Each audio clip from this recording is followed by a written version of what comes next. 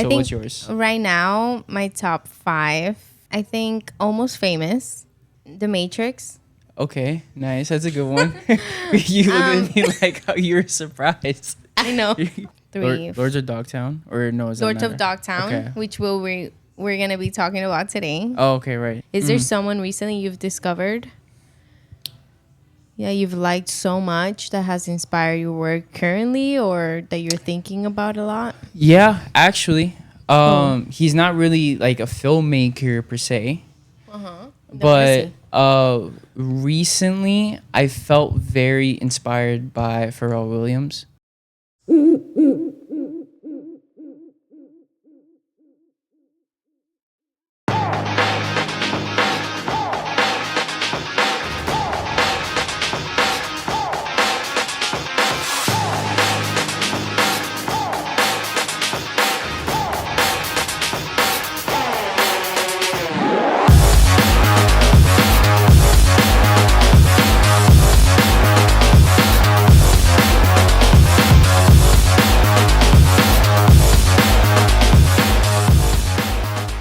Welcome back to Industry of Cool. I am so happy to be back here with like my brother, Doug Lopez. He's back. Hello. I'm so happy to have you back here. Likewise. Good to be My back. brother, my movie brother, my how do you call them when people are cinephiles? I think so. Yeah, right? Cinephiles. Yeah. My cinephile brother. And well, let's just keep talking because I want to tell Okay. you my top 5 right now. Yeah. Well, your top 5 right now so that we can say them again. Now I'm a little bit scared. No, I'm a little scared. People might the judge me. judgment. Who cares about people? What did I say? I said. You said Gattaca. Gattaca. There Will Be Blood. There Will Be Blood. Surf's Up. Surf's Up. Yes, Surf's Up. Donnie Darko. Donnie Darko. And you didn't tell me a fifth one. Oh yeah, Night of Cups. Oh, Night of what? Night of Cups. Yeah, Okay, I have to Terrence watch Malick. it. I've never I seen think that. everybody should watch that. That is like a poem in disguise as a film. Oh. Yeah. That's like the perfect Yeah. definition. Yeah. It's a really great movie. Yeah. Yeah, I've never even heard of it. Yeah. I mean, it is definitely an overlooked film that not a lot of people watch, and nor do a lot of people finish because it's like long. Is it like a slow burn? Yeah, it's a slow burn. I like those. So a lot of people don't finish it, but I highly recommend for sure. Yeah. I'm gonna check it out. Yeah. And I'll let you know. I So think what's yours? right now my top 5. Oh my god, this is hard. I think Almost Famous. Almost Famous. I With haven't Penny seen Lane. it. No? No, I haven't seen it yet. Oh my god, Yeah. you have to this weekend. No, I'm kidding. Whenever. The Matrix. Okay, nice. That's a good one. You look at me like how you were surprised. I know. I was like, No. Yeah, no, Matrix is good. Yeah. The Matrix, because I really don't think I ever really watched it till recently. Really? That I had to watch it for here. Yeah. Oh wow. So when I watched it, I was mind blown. Like if I'd never seen that film before, which is great because when you first watch it, it's like an impact. So that's exactly how I felt. That's 2. Yeah, 2. Yeah, Almost Famous, Matrix. Matrix, the third one. Wicker Park. Wicker Park. I haven't seen it. You told me about it last time. I know. I haven't always tell seen you it. about that one. It's so good. Yeah. 3. Lords of Dogtown, or no? Is that Lords of matter? Dogtown, Okay. which we're gonna be talking about today. Oh, okay, right. You should say. And- Sorry. No. Should I say that one for the 5th No, one? that was good that you said it. Because it would have been a good transition, but I No. guess not. Let's try it again. No, it was perfect. This is Okay. the perfect transition. But my 5th one, I have to say, I had it.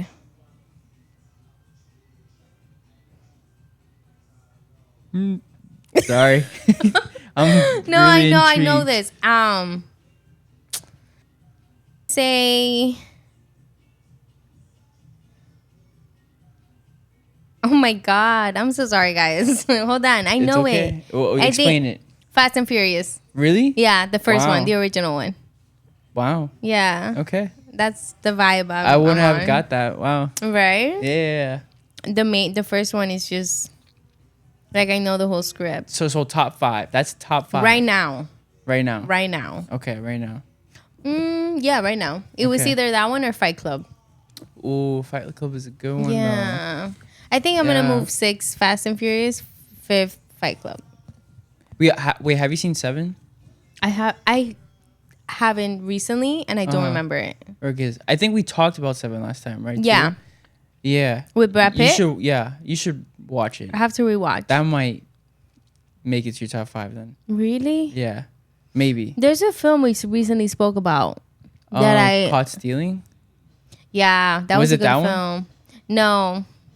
There was a recent film that I talked about and I forgot. I don't know where my brain is right now. Hey. No, but no, before we get to Lords of Dogtown though, like I kind of wanted to ask you if you want to share like about your writing process, because you're a writer, you're a screenplay writer. Yeah, sure. You want to talk about it? Yeah, I can talk about it. Do you want to talk about it now or later? I don't know. It's up to you. Yeah, let's talk about it now. Okay. So last time I was here, I was writing a film. That script is done. Yeah. You've read it. I think you read the latest version. Yeah, I think so. Okay.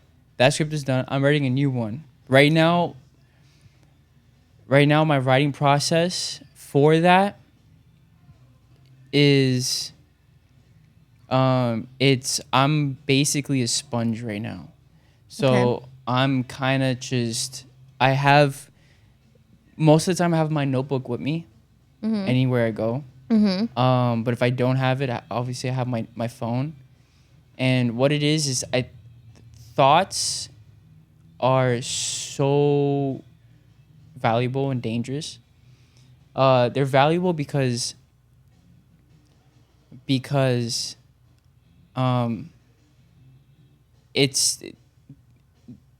you can have like the most simplest thought, and once you grab it and once you hold on to it, it becomes like so much bigger, and then it grows and it grows and it grows, and then emotions get involved, and when emotions get involved, that's where inspiration comes involved, and that's where you have the drive to want to make it happen. They're also dangerous because if you ignore thought,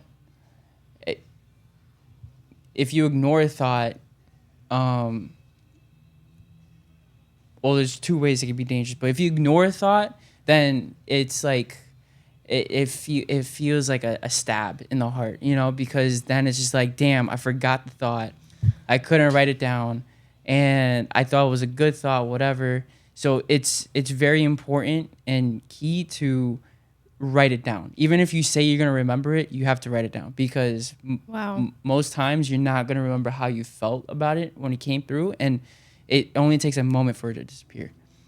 Wow. And it's also very dangerous because you can linger on a thought too long, and then you don't let other thoughts and ideas come in because you're just so fixated on this one little thing.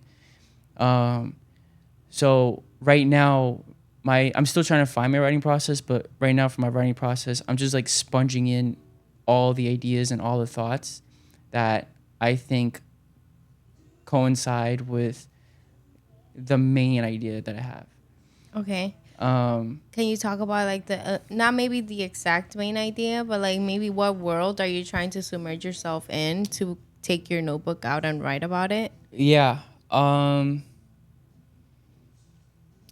do I put it? If I was able to put it, the story would have been done. But you're right. But like, no, so my idea is kind of the way this is appropriate because we're going to be talking about Lords of Dogtown. Lords of Dogtown is very heavily like on the idea on like surfing and skating, and that is a certain way of life.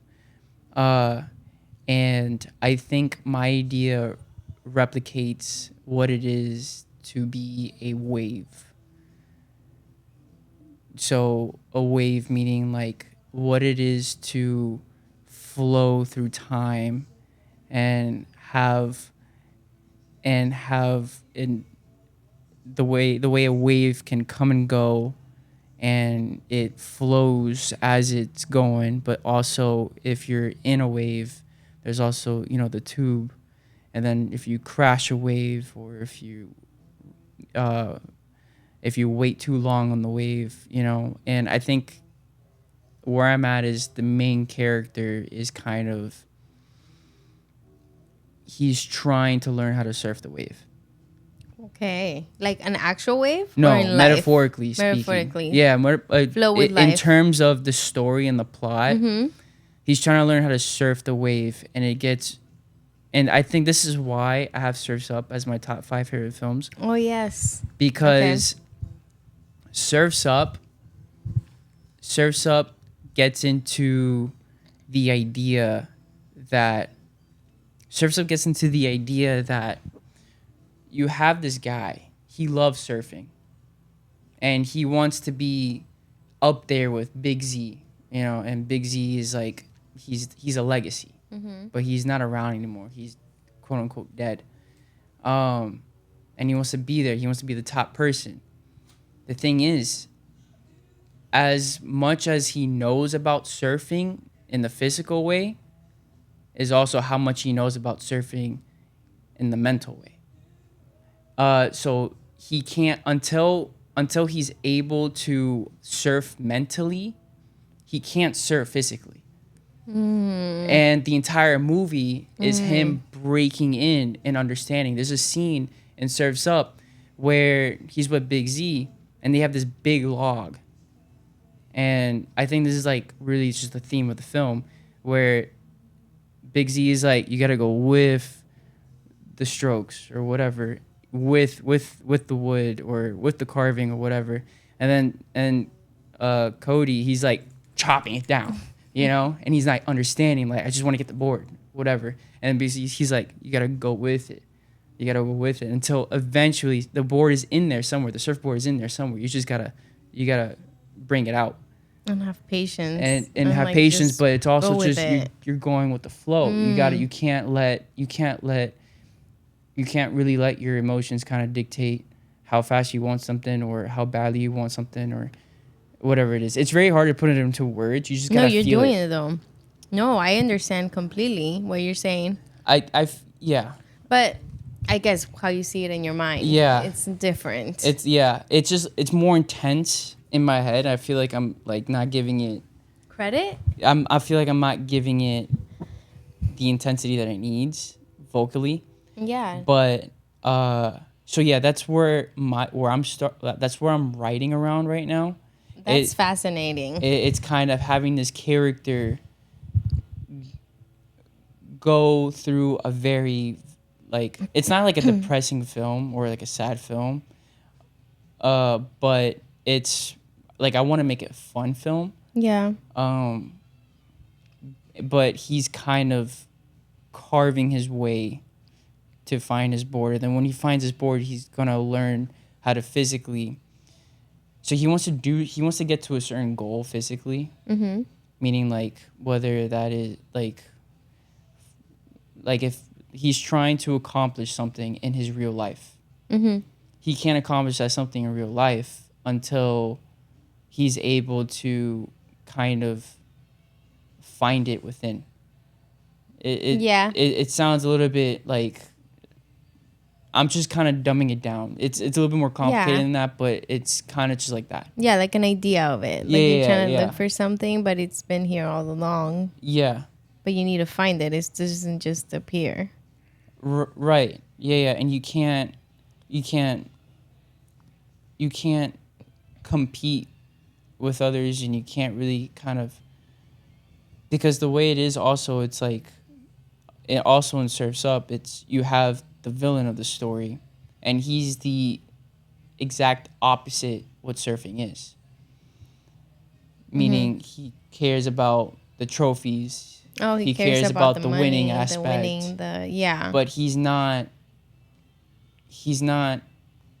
enjoying surfing for what surfing is. He's enjoying surfing of because of all the wrong reasons. Wrong reasons, yeah. And because of that, because he's the top of the world, everybody else kind of sees it that way too. And that's why Cody's also seeing it that way, because he's like, I have to compete with that and I have to play his game. When no, you don't.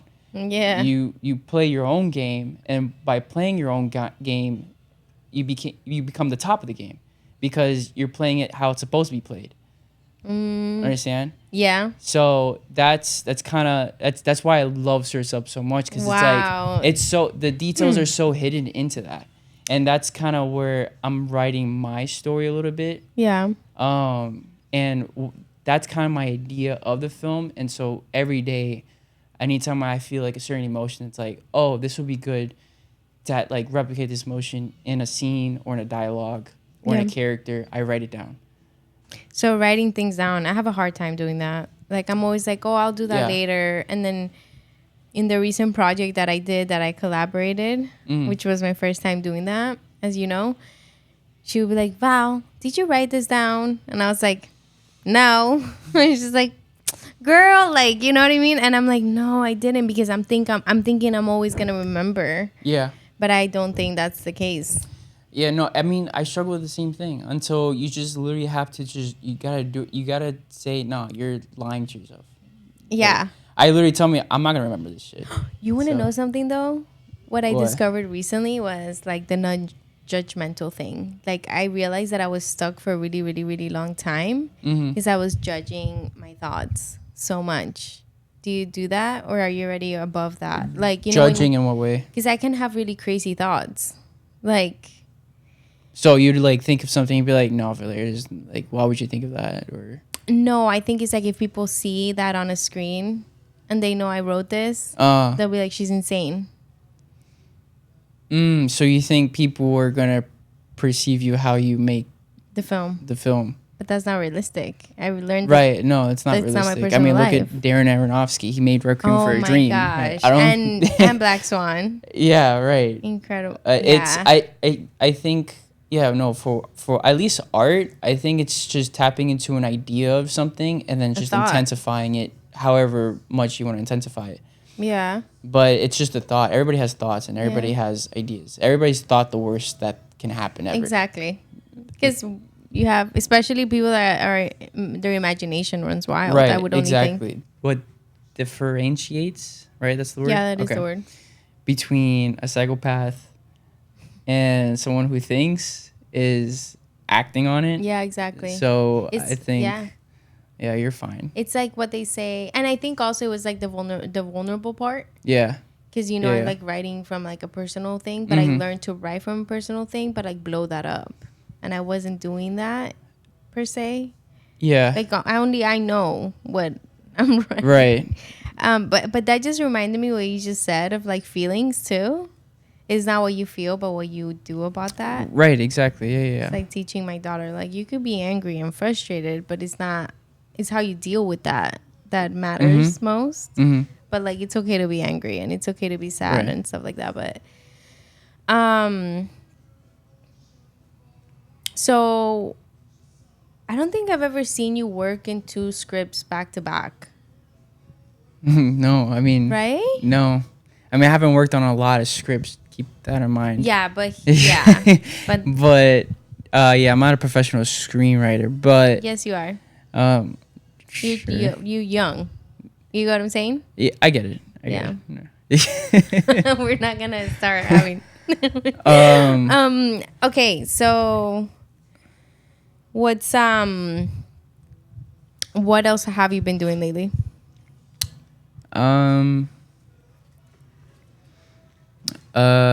Just working. Yeah,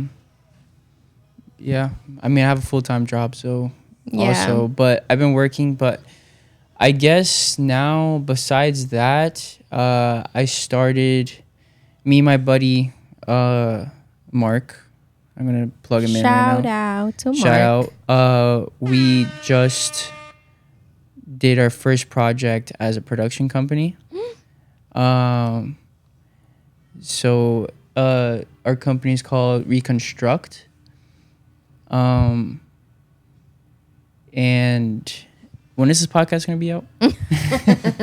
Because I don't think we got the copyrights to it yet. So you let me know when I can air this. Yeah. So we did our first project, and we want to kind of, we want to do what we want to do full time instead of having to work for somebody else.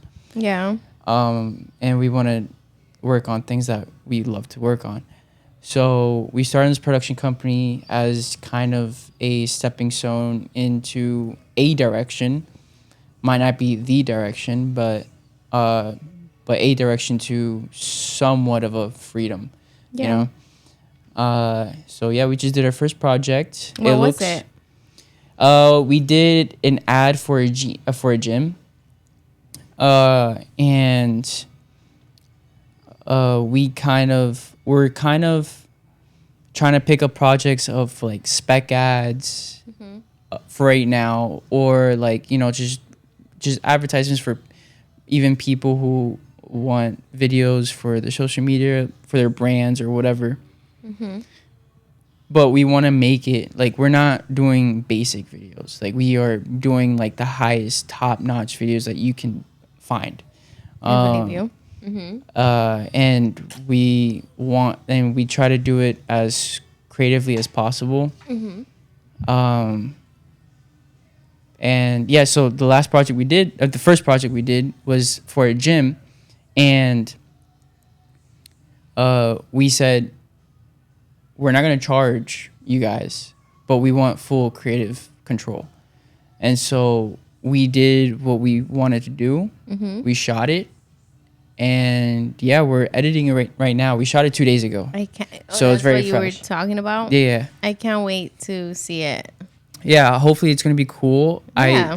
We want it to look extremely like as if like it was like $1 million backed into it. But thankfully, we have good people on the team, and we have hardworking people on the team who want to work. Wow. Are you guys planning on doing also like short films? Yeah, that's also the goal. That's the goal. But in order to do short films, we need to develop some type of revenue. Yeah, of course. Because short films, they don't really come with profits. Short films, you just throw money into the pit, and for the fun of filmmaking. So yeah, we wanna try to get revenue, start making profit, and make it into like a successful production, so that we can have that money to make films. Oh, that's gonna be great. I feel it. Yeah, that's awesome. Yeah, I also feel like there's not anything like that in Miami at the moment. Yeah. So there is, but we think we're just not so developed in Miami for it right now, and we think it's just a good time to kind of start on this. Exactly. I think that's build a community. That's the trick. Yeah. Like, build it yourself. Can't wait for someone to do it, because you're gonna wait for a long time when you can just do it yourself. Right. And okay, I feel like as a creator, our inspirations, and because we might find a new director, like maybe you found them yesterday and you're like, oh, I'm like really into diving into their films. Is there someone recently you've discovered you've liked so much that has inspired your work currently, or that you're thinking about a lot? Yeah, actually. He's not really like a filmmaker per se. But recently I felt very inspired by Pharrell Williams. And because I didn't realize what he's done in the past, because especially with like Neptunes, they don't put their credit in a lot of songs. And after watching that Lego movie, Piece by Piece, that he did, I haven't seen it. You should watch it. It puts a whole new perspective of like, wow, this guy has been doing this for a very long time, but he's done so many things. So many that you can tell because he looks so young. Yeah, he's just done so many things. Yeah. And it's like no matter how much you don't like his style or his music or whatever it is, you can't take away from the fact that you have to respect him. because like he like I don't know. For me that's kind of like inspirations because it's like a simple inspiration, but no, that's a great one. I think it's an important one because it's fascinating to see someone just like want to do a project, do another project, do another project, another project, another project, and be so persistent and committed. Yeah. And also, I think he's very outspoken about his faith, mm-hmm. and he's able to integrate everything. You don't have to exclude a part of yourself to do what you have to do. And I think he does it really well. He was just at the Vatican singing for the Grace concert. Wow. My mom saw him. She was at the Vatican. Wow. Sitting there, and he's incredible. He has this podcast. I don't know if it's still running, but I don't know if I think I've mentioned it to you before.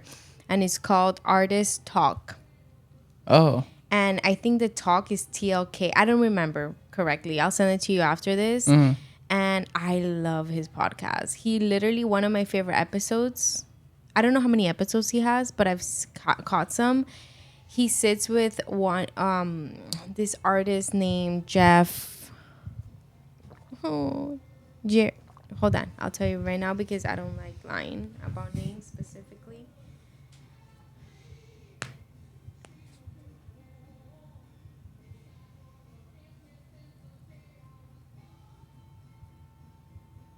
Sorry, guys.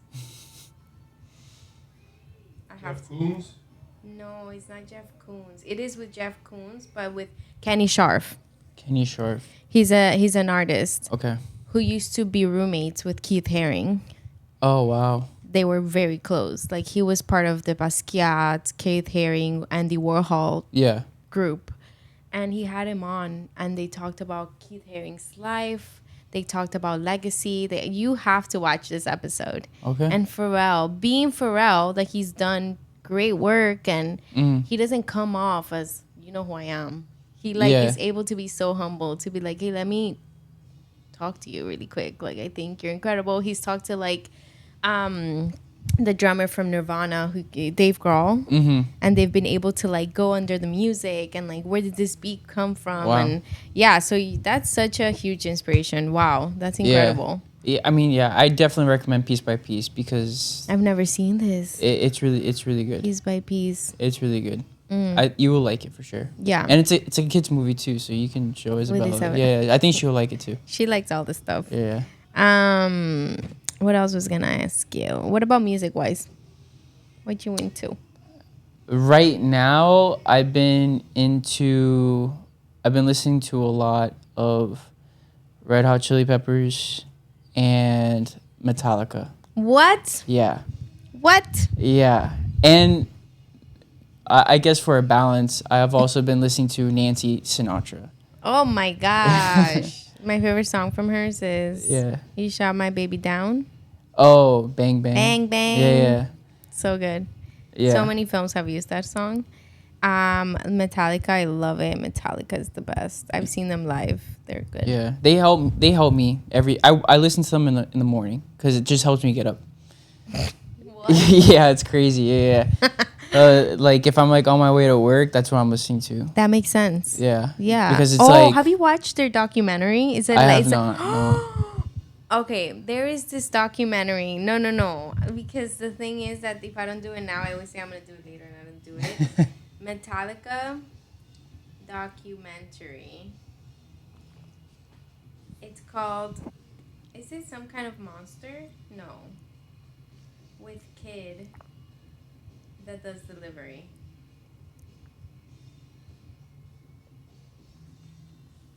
Through the Never. Through the Never? Through the Never. Never. This one.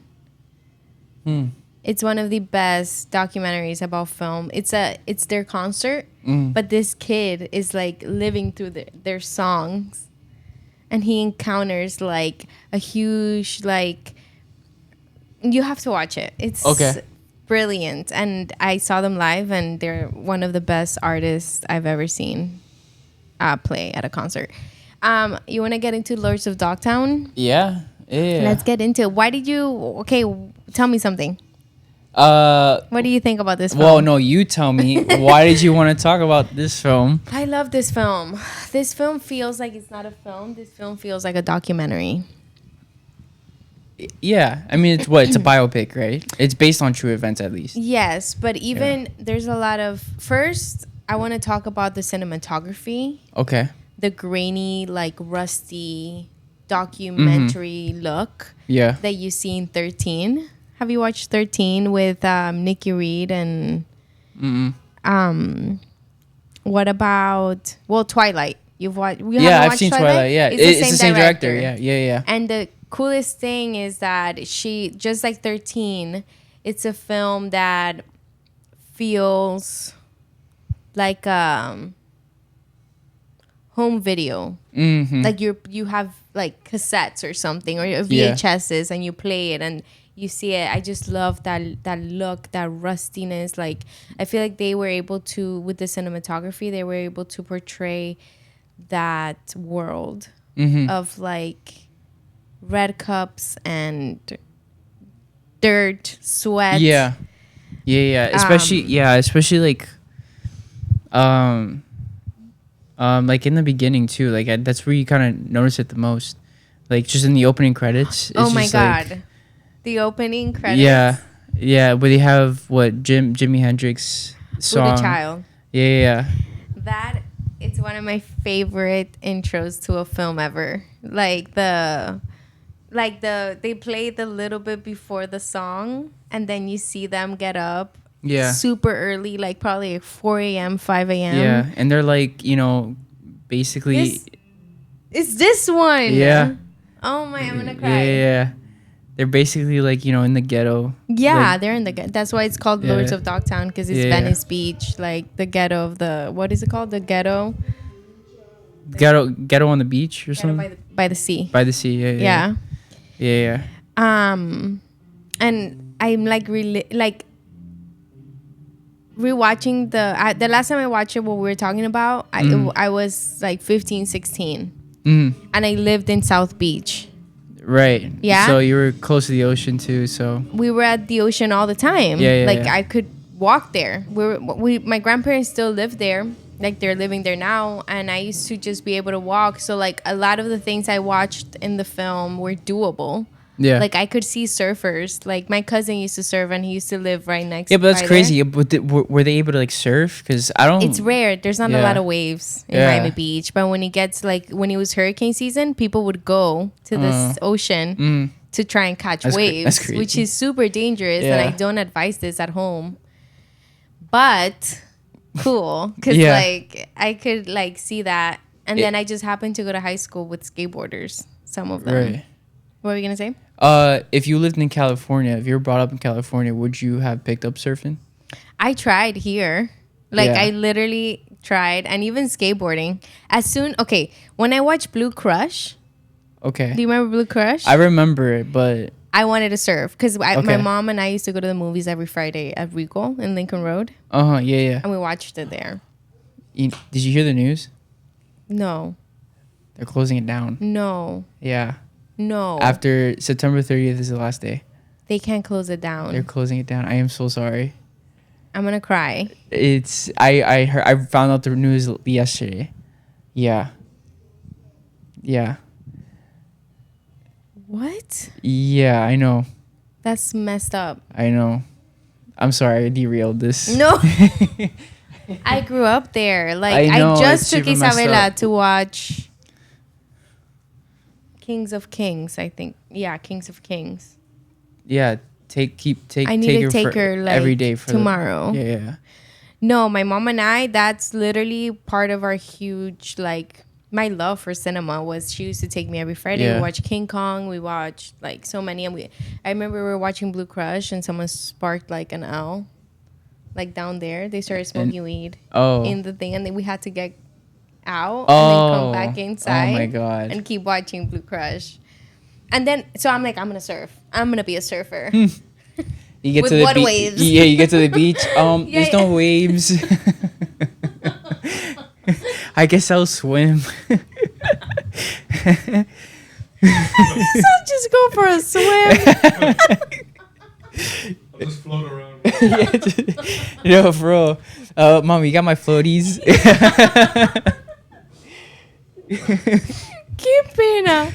So then I watched Lords of Dogtown and I said, Mom, I want a skateboard. I busted my ass like once and I'm like, no, I don't think this is for me. I don't think but I did love being at skate parks. There was one called Peacock Park by my high school. Okay. And they had so it's crazy because by my high school there was a little shop in the corner called SoFlo or something like that, and everyone there were skaters, and then they would meet at Peacock Park and I would go with my friend and we'll just sit there and watch people skate, not for anything else, not because we liked it. No, I was like, I just skate park is a good hangout. I just really wanted to they have balls to jump on us. I've seen gnarly. Look at me using gnarly because we're talking about skateboarding. Gnarly cuts and blood and their wrist, and I'm like, damn, these people are putting their lives on the line. Sweat, how sweaty the shirts are. Oh my god, the smell, everything. The smell, the screeching of the boards, everything, the pops. It's I love that environment. Unfortunately, I couldn't stick to skating because I just kept getting discouraged that I couldn't do so many tricks. Yeah. And it's just if I haven't gotten it by now, I'm good. I'll observe. Good. Yeah. I mean, I know how to ride a board. I'll do an ollie, but that's it. That's as far as it's gonna go. I also feel like we're very inspired by there's a thing we recently watched. Well, it feels like yesterday, but probably a few years. Of this guy, the skateboarder, skating through town. Do you remember that little docu? On YouTube. Yeah. No, Jim Greco. No, is that the name? Is that his name? I think it was. I think so. Yeah. So his dope. his video is super cool. Yeah. And his outfit. I love Dylan Reeder. I've sent you short things about him too.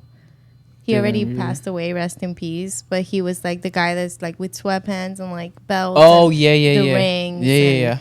All of that. I always love that style. For myself. Not even though it's a guy, but I was that's so dope. But yes. Also in that world, because I can't help but we just started talking about Lords of Dogtown, but now we're talking about skateboarding as a whole, of what we know from it. Because from the 70s to early 2000s to now, it looks very different. Yeah, it does. I mean, and in the film, they were able to capture that so well. Yeah, I know. When I saw the year, I was like, oh wait, I forgot. This is in the 70s. Yeah. But it feels like, when did this movie come out? This movie came out 2000. Because it feels like such a 90s movie too.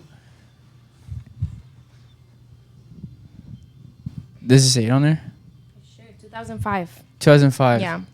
Close. But yeah, it feels like it has a 90s. Mid 90s. That movie was good too. Yeah, it was. But yeah, no, it has such a 90s vibe, but it's taking place in the 70s. And incredible. I thought it was cool because it was getting the 90s vibe of the good gritty 90s, which would appeal to that type of audience at the time. Yeah. Yeah, exactly. And I think they did such a good job with the outfits, and they incorporated the soundtrack was just... Yeah, the soundtrack was great. Yeah. This is the type of film that if I listen to Maggie May, I think of Heath Ledger when he's working in the back on the surfboard and he's By the drinking. way, that performance... Thank you. Is so good. Because keep in mind, he's Australian. He's Australian. And he's doing a perfect accent. No. It's so good, and plus his mannerisms too, the way he walks and everything, it's so underappreciated. I'm telling you. I was thinking the same thing you just said. Literally I was this is the best performance I have watched from Heath Ledger, period. I mean, Joker was phenomenal. Yeah, but this one was yeah. The thing is that I prefer. They're both so great, but they're so different. I mean, being a real person, I feel like that is the hardest job for an actor to take in a real person. Yeah, like you have to use your imagination, but you also have to portray the mannerisms, the everything. And actually, Heath Ledger he spent like months with the real Skip, and he was able to.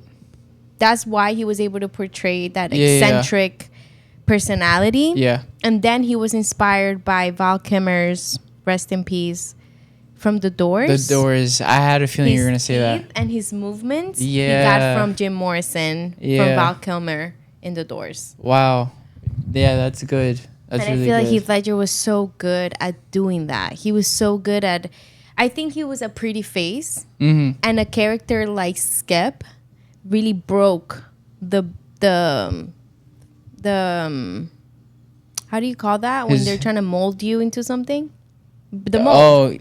He broke out of his typecast. His typecast. He was able to be like, I can do more than like, no offense, but like he was doing great films, being 10 Things I Hate About You. Yeah, exactly. That was a great movie. A great movie. Yeah. He's really good at that. But I think he was like, I can do more. Yeah. And I wish I could have seen him do way more after The Joker. I think he could have been one of the greatest actors now and of all time. Yeah. I agree with you with that. It really sucks that, because I would have definitely loved to see more films from him. I know. It's really sad. That takes me to another actor, though, that I think did a great job. It's Emil Hirsch. He played Jay? Jay. Yeah. I think he did great, too. Oh, my God. Yeah. Like, this guy is another actor that is kind of underrated. Yeah, he did what? Into the Wild? I feel like we were this is the second film in Industry of Cool that we mentioned Emil Hirsch. And another outstanding performance. He met with the real Jay Adams for the film. Yeah. And he was telling him like he was like trying, like, can you do tricks? Like making him do like real tricks because they all got trained by real skaters. Oh, so they weren't already skating before, so they learned. They learned. Wow. They started training for Tony Alva, Stacy Peralta, and Jay Adams. They had to learn, and I'm sure all of them. He did a great job. Yeah, like I think he's really good as an actor. I wish I see him in more roles though. He's never in like a lot of roles. What do you think that is? I don't know. It could be, I don't know. It could just be that he doesn't land the roles that he wants, or. Well, Tony Alva's the actor that plays Tony Alva was amazing too, and Stace. Oh, you know what's crazy? What? I'm like jumping all over the place because there's too much about this movie. Watching it back then. Yeah. I was like, oh yeah, Jake, get it. Like with Tony's sister. Oh, Kathy. Yeah. I was like, yeah, I mean, look, Stacy's like this goody two shoes, like doesn't want to kiss her in front of the brother. Yeah. Now, I'm like, Stacy was way better. Like, you should have waited, girl. Like, he didn't want to kiss you because... I mean, first of all, it's in front of her brother. Her brother but was also, right but there. Then the scene after that, when... They're in the bed? Her in the bed. Like, they're having sex, but then on the bed over, her brother's having sex. It's her brother. It's like, oh, okay, so she just... That's what she wanted. She doesn't care. Like, that's why she was, like, so mellow about it. But I was like, man, girl, you should have, with Stacy. Stacy had his shit together, and Skip saw that, and I didn't like. I'm sorry, this might be a little bit rude, but I don't really like the actor who portrayed Stacy. I feel like his performance fell short for me. Really? Compared to everybody else, I think he was the weakest link of the performance-wise. I feel like he didn't. He didn't. I don't know. It didn't feel so natural with him. Really? How However, I think that character represents exactly. I know this is like a biopic or like a documentary type of thing, but there's a documentary before this movie. Oh, there called, Dogtown and the Z Boys. Oh. Yeah. Oh. Yeah, there's a documentary before this that was released, I think 2 years before that. Dogtown. Oh, wow. Oh, I have it here. I got it. Don't worry, guys. Your notes. Z Boys. Before the movie, Stacy Peralta. Who we were just talking about that character. He made the documentary Dogtown and Z Boys in 2001. Oh, because they said he became a filmmaker too, right? Yeah, and then he wrote the script for Lords of Dogtown. For Lords of Dogtown. Oh. And Catherine from Twilight and 13 directed it. Okay, cool. So it was cool. And I do think they did such a great job cramming all the essential moments from the 70s to they literally had to. There's not one bad moment in that film where I can tell you, oh, they could have taken that scene out. Yeah. Yeah, no, everything felt like it needed to be in place, yeah. And everything felt important. Like, we needed to see what happened with Sid, what happened with Tony Alba. Like, you get to... How do you do that as a writer? Like, you literally wrote about 4 because you include Sid. Yeah. Iconic main boys, because they're all the main character. Who's the main character in this thing? The Zephyr Boys. The Zephyr Boys, right? So you have to kind of like show background but also of each one. With a movie like this, you kind of lean towards a character more. So some people might lean towards more. Who do you towards lean? More like Tony? I enjoyed watching Tony's character, but I would probably resemble more with Stacy's character. Yeah. I mean, Stacy. Same. Yeah. I liked Stacy. Yeah. He's essentially, I think, Yeah, I think so too. I think it shows a lot of like, I really like that they had a little bit of everything in the characters because they are real people, where you have Stacy that he's like put together. I love the quotes of this film where it's like when Skip goes after the competition and sees what Stacy can do, because he's been berating him because he has a job, and in the skate culture they're like, oh, you have a job, yeah, like look at you with a little watch, right. He's like, this is what having a job gets you, and that was like, yes, you know. And then you see Jay, which I think my heart goes out to Jay's character, and Jay Adams, rest in peace. He did pass away in 2014. And you kind of grasp a little bit about what his home life was like. Yeah. And it's devastating how he was like abandoned, and he felt at such a young age irresponsible for his mom.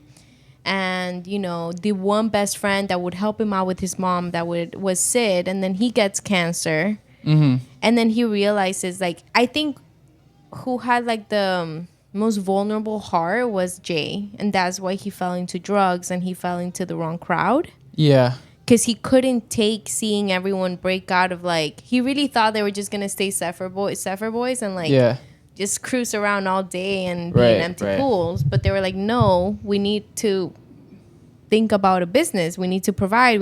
And you see Stacy towards the end being like, I'm going to have my own skate shop, and he's like, I have a logo. And he's like, oh, you got a logo, Yeah. But then again, know. It's like, he turned down that little slinky role. Why did he do that? Now, I asked the same thing, but I also, not that it was done on purpose, but a thought came into my head, and I was like, maybe it was a good thing he didn't do that. Why? Because he's not fixed inside, like within. So if he were to have money, he would have probably ended up worse than what he was. So maybe it might have been a good thing he said no, because at least he has a little bit more of a chance to fight his demons, per se, rather than have money wash it away. Yeah. Because then it comes, because you hear those stories all the time where if if you're not like, if you're not good with yourself first, money can't fix it. No. So if he wasn't good with himself, yeah, money coming in the picture would have just maybe been worse for him. I agree. In that sense. But like I said, I don't think that was on purpose. Like, no. I don't think they wrote it that way on purpose. But I also think it was like, maybe it was a good idea that he's probably said no. Yeah, but you know what it's so interesting because you got that from that scene. And you know what I also got from that scene? What? That he was upset that, like, his mom kind of, like, had someone over to, like, get money. Because it was so around money all the time. Yeah, like, it about was. Getting you a house, about getting you out of here, so he was tired. Like, damn, I can't even come home because, like, there's a business deal going on. Like, who is this guy? Yeah, I didn't see it that way. That's crazy. Yeah, I know. It was so crazy when he comes home, when something good happens to him, and he comes home to his stepdad just, like, loading up his truck with, like, all his stuff and... Yeah. And he's like, what the fuck? And everyone's there. Everyone's looking. That's embarrassing as a guy to get home and you're like that. And he could feel like pobrecito. Like everyone felt like sorry for him in a way. Yeah. Because obviously it's a shitty situation. But then the guy's like, she's just crazy, man. And he's like, yeah, but you love her, right? Yeah. Damn. Yeah. And he's like, here's a surfboard. Yeah. Like, cool. But even then, like, I would have, like, for me, if I was in his shoes, I would have taken the deal just from my mom. Yeah, I thought that too. I was like, if you care about your mom, wouldn't you have taken the deal so that you have money? And then, but he didn't do it. And I was like, a little surprised. With those guys treating him like shit, not providing, not giving him what he needs. Yeah. And then I feel like Skip would look at him. You would see a lot of the favoritism for Jay because I guess he reminded him of him. And it was sad because Skip had a lot going for him. Yeah. And it's just, life is like that. Yeah. I didn't drink because life is like that.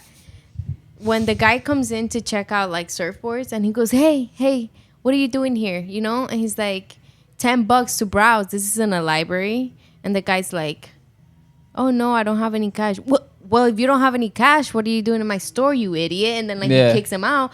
Later on, he ends up working for that guy. Yeah. But he only kicked him out because I think he was trying to... What was it? He was trying to get drugs? It wasn't drugs. The person who came into the store was trying to get drugs, though. No, the person that came into the store gave him new wheels that were just in the market. Yeah. He had brought him a new item that was just released. Yeah, but he asked for cash first, didn't he? Like, Skip, he was like, because he was asking Skip for something. And then he's like, I got what you need or whatever, but what do you got? Like, I don't know. And then he's like, I have something better. I missed that one. And it was like wheels. Yeah. So I was wondering if there's like a drug transaction going on. Like he needed the guy out of the store. I didn't even see that. I thought that's what it was. Wow. Yeah. I mean, my heart goes out to... I think watching today the scene where he's... Wake up, Maggie, I think I got something to say to you. Maggie's song, Maggie May, and he's cleaning and he's working. He's like, let me see if my guy has this. Yeah. I started bawling in my closet. Yeah. This is how I was outside and I don't want her to. Honestly, I liked it. Yeah. Because he didn't have like an arc where like he died or like he went into like a drug abuse. I haven't looked at what happened to him. I think he's still alive. I think he's still alive. Or I think he might be. I think the only one that is not is Jay, but the others are still in the. Now we talk about Tony Alva on the other side. Yeah. He was competing with the sun to be the. He was competing with the sun to the center of the universe. Oh yeah, he's competing. He's competing with the sun for the center of the universe. Yeah. What an incredible quote. That was super good. Yeah. They have so many valuable moments with just words. And it's true. I do think that Tony always wanted to prove something to his father. Yeah. So everything that he did was, I want to make my dad happy. Like I want him to see my worth. Yeah. And I think we see a beautiful moment for Tony at the end where his dad is like, remember, you're an Alva.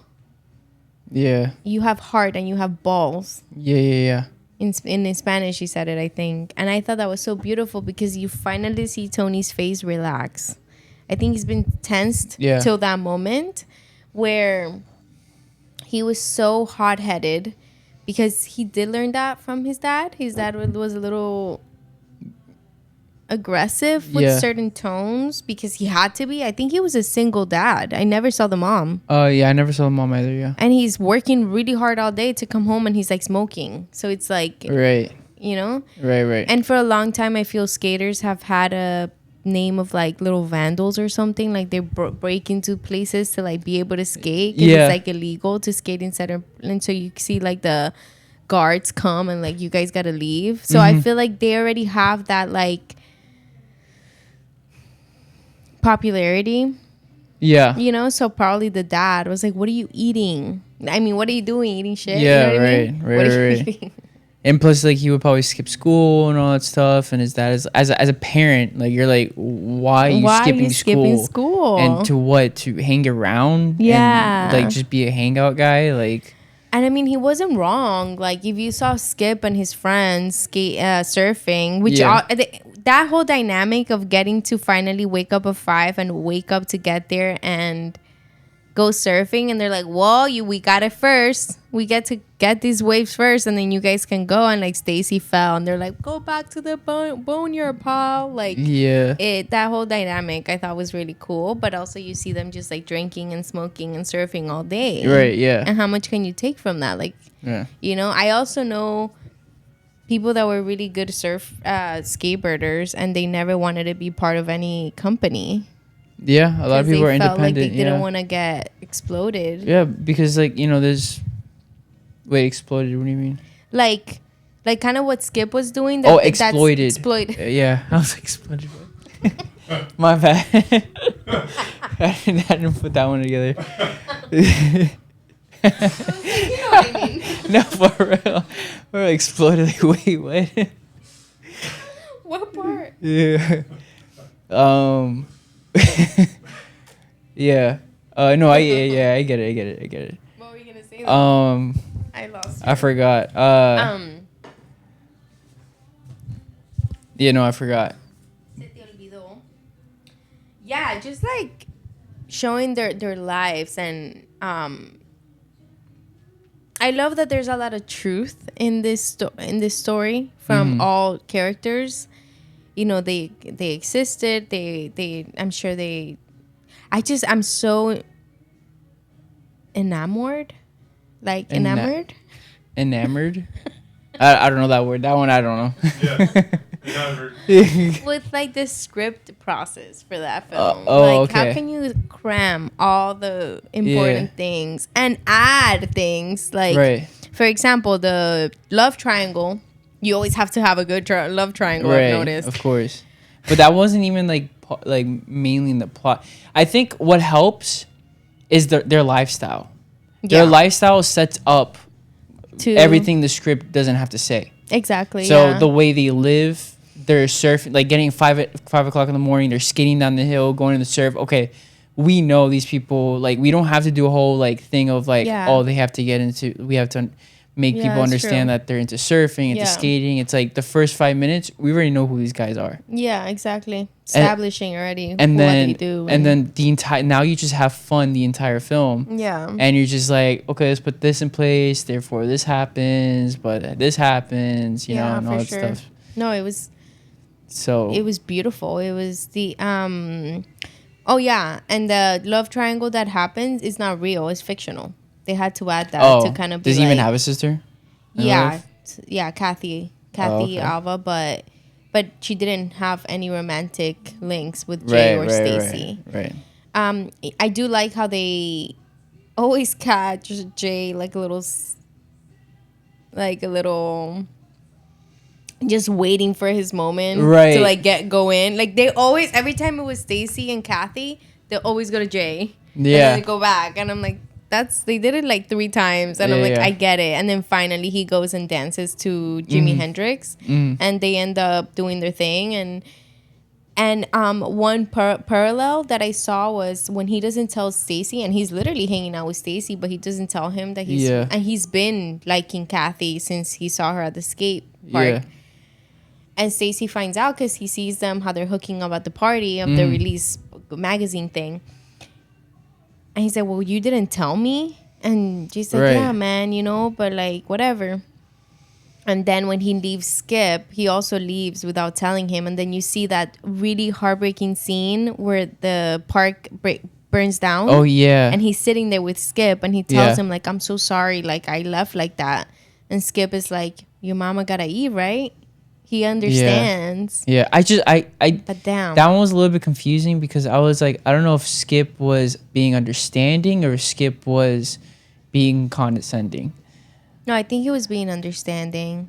I think we see Skip become humble in order to work under someone. Right. You kind of see that like change. Because he fucked up. And right, no, he did fuck up, yeah. The reason he was keeping the money and stuff, I think is to feed his addiction and alcoholism. Mm-hmm. Because what else was he doing with that money? Nothing. I mean, yeah, nothing. He could have given them. I don't even think he was sharing the profits with his crew. Yeah, with his like the older guys. They said it. They got tired. They're like, bro, we gotta dip. Okay, so I totally forgot that Johnny Knoxville was in this movie. Yeah, it was funny. He was like a. He was like a manager. Basically. So money hungry. Like he literally grabbed Tony in the most vulnerable moment and like squirted him. Yeah. I'm like saying words. Squirted him. And squirted him. And Tony was hungry for money and that went down, but damn. Yeah. I think one of the most essential characters in this film is Skid. Skid? Is that his name? Yeah. Skip. No, Sid. Sid.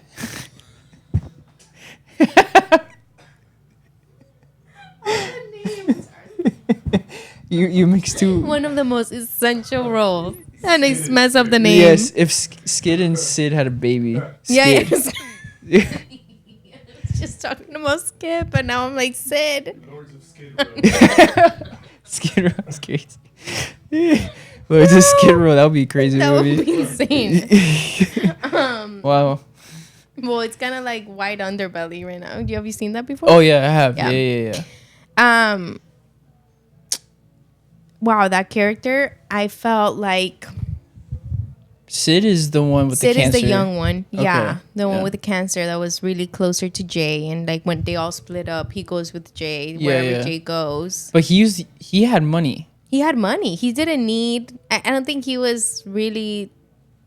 Like in the same position they were. Yeah. You know? He just wanted to hang out with them. Yeah. To like. Yeah. But you would see that in certain groups, like the younger one wanting to like. Yeah. But you could see him have a lot of love for Jay. Yeah. And being concerned for him towards the end when he shows up shaved head and like with the zipper. Yeah. And he's like, well, this one's real. And like, oh, he's just got it done so that he could just like pour up all the. But damn, that last scene of them skating. Yeah, that was so good. That was cried. So good. Like, that was so good. Damn, like this movie's so good. The way they the beginning, middle, end, everything, characters, wardrobe is like, and you know, some people get marked by characters. The actor that plays Tony Alva, whenever I see him, because he has a podcast now. Okay. I'm like, Tony Alva! It's not him. But I'm like, oh my God. Like, I Tony always Alva, remember him for Tony Alva. What other roles has he done? He was in this Coming to America. Is it called Coming to America, Junior? Eddie Murphy? Oh, no. It's like Entourage, but like... Oh. Hipster. Oh. That's my daughter. Oh. Is today the day I finally meet her? No. Oh yes, I have. Yeah. I have. Yeah, I remember. Wait, what is it called? I don't know. Tony Alva. actor. No, the one that Victor. No. Oh my god. How to Make It in America. How to Make It in America. Oh, that show. Yeah, I know He's that there. show. He's in there. Oh. But I don't know any other really that I Oh. can remember right now. Yeah. Oh, okay. Raising Victor Vargas. I don't know Raising that one. Victor Vargas. Oh, yeah, How to Make It in America, that show. Oh. Yeah. Okay. I also didn't know Sofia Vergara. Yeah, I don't know. Is in this Yeah, I saw the thing. credits. I was like, oh wait. That was Chucho's girl Yeah. that gets into a fight with Yeah, Jay yeah, and like yeah. almost like whoops Which his is crazy. insane. Crazy. And she looks so good. And then America Ferrera that hooks up with Sid, Oh. Kathy's friend. Oh yeah. The one from the Sister Traveling Hood Pants thing. Yeah. I mean, I remember the one the that shows character. up that she's Yeah, like with yeah. Mhm. Yeah, but what she's done other projects? Yeah, before? she's Oh. really good. Oh, okay. Yeah. I loved all these characters. I don't know. The soundtrack was really dope too. Wait, I was gonna say something else. I don't wanna. The strict parents. Oh, I love how they talk and they incorporate that language of like, Skip called me bro. And I Yeah. got to say, Skip called you bro? Yeah, he said, hey, bro, you look hungry. Skip doesn't call anybody bro. And it's like that language seems a little bit like, if you see it today, you're like, well, did they really talk like that? Right. But they did. No, you got yeah, but yeah, you also. But I experienced that too as a kid too. I Really? that's like generational. I think yeah. Oh my God. Like you would understand because like yeah, when you're younger like that, like everything has so much meaning. And it's like when if you're like Yeah. looking up to somebody and he calls Yeah. you bro, it's kind of oh cool, you know? It's incredible. Yeah, it's Yeah, like it's oh, like a moment. yeah, it is. Yeah. So I completely understood. And I love that scene between Yeah. both of them. Yeah, that was good. I love that Nikki Reed. She's an incredible actress. She was in Twilight. She was in 13. Oh yeah, and she's Lords the of Dogtown. blonde. She's the blonde in Twilight, right? Yeah, she's the blonde in Yeah. Twilight. Oh, I and then didn't she's the recognize brunette that. in 13 that is like the bad influence. Oh, you have to okay. watch 13. It's also like a documentary. Like it's with it's with Nikki Reed. And she's like this like wild, rebellious Well, young teen. And it's really good. But she's worked with the same director 3 times, which is I think is pretty cool. no, that is pretty cool. Yeah, it's like a muse kind Yeah. of thing. I don't know. yeah. And then the empty pools during Cool. California's drought. Yeah. Pretty cool. Really cool. Like cinematography speaking. Yeah, I think that was really cool. Yeah, and everybody running and like going for burgers and stuff. Love it. I haven't watched the documentary before the movie. Okay. I haven't watched the documentary. Heath Ledger. One- I think that's all I have. One thing the reason why I really like this movie and what I found really fascinating about it, it's super metaphorical. I don't know. I might sound foolish because this might not be what they intentionally like how they wrote it. But for me, I kind of view everybody. So they're technically surfers, right? And they're skaters, but it's same vibe, right? And you have to ride the wave, right, as a surfer, and the whole approach of riding a wave is to get that moment of just going with the wave, right? In the movie, I felt like a character portrayed a certain way how you would ride a wave, meaning so. For example, Tony, he's like ambitious to ride, the biggest wave, but he would also have like the biggest fall. Understand? And then let's say Jay, he's kind of like just always like he likes riding the wave, but when he gets crashed down, he stays down basically kind of thing. Yeah. When he like and he leaves. gets like yeah. Sid, he doesn't even have a wave to ride. Like he doesn't understand how to surf, and nor does he he's just not with them. He admires from afar though. He's like in the sand. He's like in the sand watching, right? And being and like I think that the comfortable spot. The only person who really, really, truly rode the wave was Stacy, because everybody else, they had their emotions. Tony was too high, Jay was too low, and that's their fault and whatever. Stacy he waits for his wave, he chooses his wave, and he rides his wave, and he does it. He sticks to it, and because and that also shows in his characteristics as well. He's like the nice one, but he's also patient with everybody, kind of, even though everybody kind of like treats him differently a little bit. But he's like, I'm gonna write it. I'm not gonna let my emotions kind of get in the way. Blah blah blah. I love that. Yeah. And then also for, I'm gonna say Skid. Skip. Skip. He also lost his way of Jay. He kind of lost the meaning of what it means to like surf. Therefore, that's why he started to be so greedy and everything.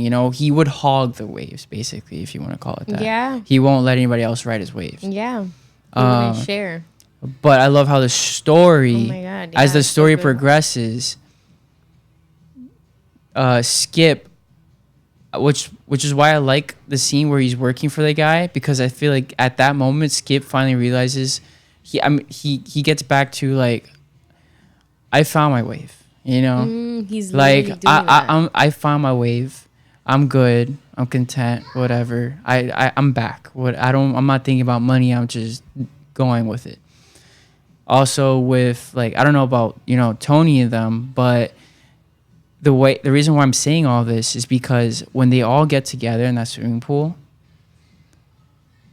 and when they have that little moment where they have put the wheelchair in there and stuff, I never surfed, but I would assume being in the tunnel is the most freeing part of surfing, and the most fascinating part about surfing is just like riding through that tunnel underneath the wave. And I envision that swimming pool, they put Sid in the middle, and he's in the tunnel, he's in the wave while they skate around him, Yeah. And he's like, oh, this is what it feels like. Oh my God.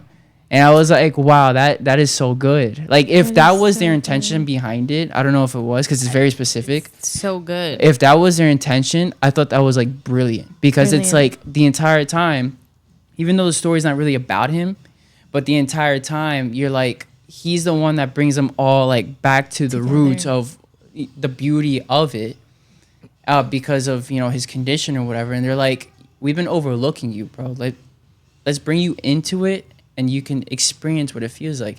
And by them doing that, they also re-experience what it feels like for them, and they're like just having fun with it. And he's just like in the tunnel, and it's like just skating around. I think that was like so beautiful. That was so good. That was the best part of the film, actually. Yeah, it was like. That was such so a good. nice closing of a film. Yeah. And then it really was, yeah. The words come into the screen that his parents allowed the pool to be empty for a long time, for a lot of days after that. Yeah. So that they could go and skate. I kind of wish it wasn't like based on real people. Yeah. Just so I can have just like the imagination of like what happens to them. What happens to them. But, Oh, no, I Googled. I was like, what happened to them? And I got stuck on Jay. So I have to really deep dive, and I want to watch a documentary. So next week you come back and we can On the Lords of Dogtown documentary. This is the second part. No, incredible film, everything. And I think I touched all the parts I wanted to touch. Yeah. You? I think so too. I think, yeah. It was nice. I can't wait to rewatch it. Yeah. But, well, what else? You want to do a game? Yeah, we can do a game. By the way, What? I don't know. Can I say this? Do you cut your episodes or not? Why? What happened? I like what you're writing right now. Oh, yeah. I like it a lot. I love it. Oh, Yeah, I think it's really good. thank you. So until you get the final product or whatever, but for right now, it's really good. I sent you the final draft. Well, not the final draft, but and I sent you the pages that we added. But I'm collaborating with Crystal as well, and I feel strong about this script. Mm-hmm. Yeah, thank you. That means a lot to me. Yeah, of course. I can see your DNA in the script. I love that you said that because wow. Like I can see it a lot. I was like reading. I was like, okay, yeah, this is for sure Valeria writing this part, but. Oh, that makes me happy. Yeah. It reminds me of when I watched this. I was like, wait, this is like 13. And I had to Google it. And I was like, who's the director of this? And it was the same director. Isn't that crazy how that happens? That is a little bit crazy, yeah. You put it perfectly. The DNA of the creator is always imprinted no matter what. Yeah. Yeah, it's weird. Yeah, no. We should do like an episode where we talk just about our scripts when we're done with them. Yeah, I mean, yeah, maybe we shoot it. We shoot the scripts and then we talk about the movie. Yeah. Deal? Yeah. That's fine with me. Yeah. Okay. And we're going to play movie trivia. All right. Yikes. Who was the winning contender? Who says contender? Yeah, I thought you did that on purpose. No. Oh, wow. Who was the winning contender for the Best Actor Oscar in On the Waterfront? On the Waterfront? You mentioned him earlier. Yeah. I mentioned him earlier? We were talking about James Franco's. And I asked you, who is that? And you said, it's probably or something. It starts with M, first name, second name. Oh, I'm kidding. Oh, no, yeah. Second, and then the last name starts with B. B? I remember saying Christian Bale, but he's not in. We're talking about James Franco. Oh, the clothing. There were two people in the thing. Marlon Brando? Yes! Oh, yeah. It doesn't matter. Okay. Who is Tony Stark's alter ego? Iron Man? Yeah. That felt like a true question. It's like, that's so easy. It's so easy. What superhero does Will Arnett voice in the Lego movies? Isn't he Batman? Yeah. Okay. Wow, you're good at this. I didn't know that. It's. Oh. Is she crying? I don't think she's crying. Oh, she is crying. I don't think she's crying. What Universal Pictures trilogy stars Brendan Fraser? Oh, The Mummy. Yeah. And you have one more. You've gotten them all. Do I test you too? No. Oh. You want to? I kind of do. Yeah. I have them over there. I'm not gonna know any of them. Okay. But I'll do it. What 2015 Despicable Me spinoff grossed over $1 billion at the box office? Spinoff? It was probably Minions. Yeah, you know it all. I mean, these are kind of easy questions. You wanna do it? Yeah.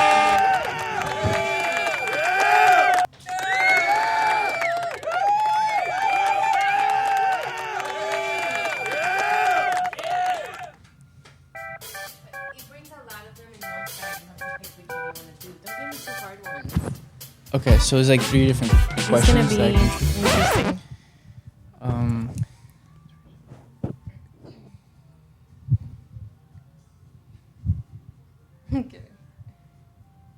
Okay, yeah, I guess we'll do this.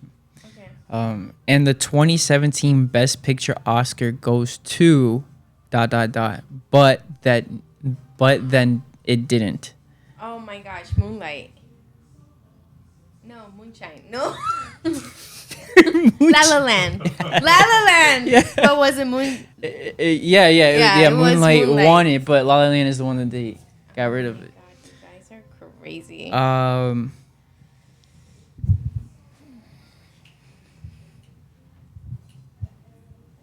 In what 90s film does Haley Joel Osment say, "I see dead people"?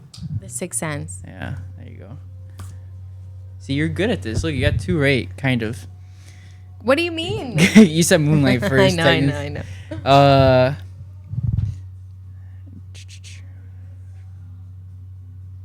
Oh, wow. I'm scared. Who won an Oscar for Best Supporting Actor for Inglourious Bastards? You've seen that movie? Oh, you haven't? Oh. I'll guess. Okay, no. How about this one? The line, "We're not worthy, ... we're not worthy" is from what 90s film? So let me try to act it out for you. How did he do it? He's like, "We're not worthy. We're not worthy." What is that? I don't know. Really? I feel like you've seen this movie before. Junior, do you know it? I think so. What is it? I think the first one is Christoph Waltz. And the second one is Wayne's World. Yeah. Wow. Yeah. That's He's got it. Yeah. He's so good. He Yeah. was in all of them. I phoned the friend. Phone the friend. Okay. Ooh, this one's a little bit hard. What 80s golf movie filmed on a budget of $6 million grossed $40 million at the box office? 80s golf movie. Okay, Adam Sandler golf movie. No, that was like the 90s. Oh yeah. 80s golf movie. Think of like SNL characters. I don't know. You give up? Yeah. What is it? Caddyshack. I don't know. I've never seen Oh, that. you never seen? Okay. Never Wow. seen that, Oh my Doug. God, you gotta do your homework. I know. Oh, scared. wow. Actually, No, it's about Lords of Dogtown. no. Imagine.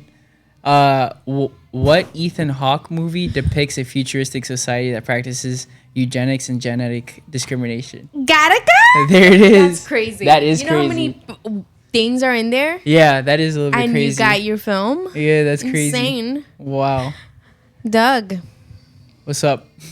what a pleasure it is to always have you in this studio. It was the pleasure's all mine. I'm very happy that you came by and Likewise.